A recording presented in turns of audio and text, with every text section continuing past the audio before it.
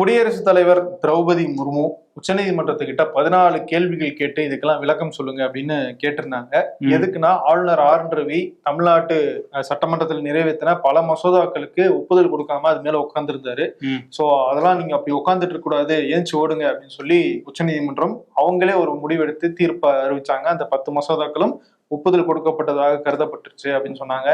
அதோட சேர்ந்து அந்த டைம் லைனையும் ஃபிக்ஸ் பண்ணாங்க. நீங்க வாட்டுக்கு இஷ்டத்துக்கு எத்தனை நாள் வேணா உட்காந்துக்கிட்டு இருக்க கூடாது, 90 நாள் அதிகபட்சம் அப்படிங்கிற அந்த டைமுக்குள்ள நீங்க முடிக்கணும் அப்படிங்கறத சொல்லியிருந்தாங்க. ஆளுநருக்கு மட்டும் இல்லாம குடியரசுத் தலைவருக்கும் காலக்கெடு விதிச்சிருந்தாங்க. ஆமா, ஆனா என்ன சிக்கல்னா அரசியலமைப்பு சட்டத்துல as soon as possible தான் இருக்கு.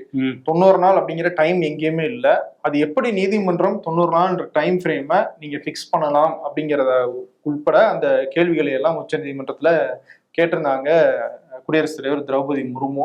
சோ இப்ப என்னன்னா இதுல முதலமைச்சர் ஸ்டாலினுடைய கருத்து என்னன்னா, நாங்க இதை எல்லா மாநில முதலமைச்சர்களோட, குறிப்பா பாஜக இல்லாத கட்சிகள் ஆட்சி செய்யற மாநில முதல்வர்களோட பேசி இதுல சட்ட ரீதியாக என்ன பண்ணலாம் அப்படிங்கறத நாங்க முடிவெடுப்போம்னு சொல்லியிருக்காரு.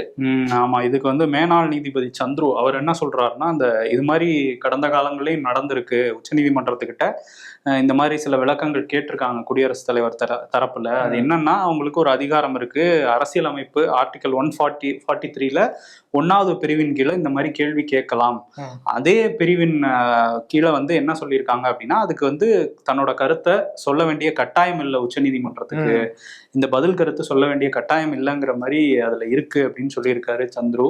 ஸோ உச்சநீதிமன்றம் ஏதாவது பதில் கருத்து சொல்றாங்களா, இல்ல அந்த அதிகாரத்தை வச்சுட்டு சொல்லாமையும் விடலாம் அப்படிங்கிறத நம்ம புரிஞ்சுக்க முடியுது. ஓகே, அதனால இந்த தீர்ப்பினுடைய மகிமையே என்னன்னு தெரியல.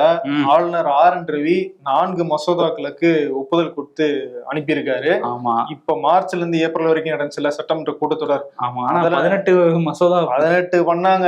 அதுல 4 முதல் கட்டமா அனுப்பிட்டாரு. சரி, மீதி 14 எப்ப அனுப்புறாருன்னு தெரியல. 90 நாள் இருக்குல்ல, பாத்துக்குவோம் அப்படின்னு வெயிட் பண்றாரு போல.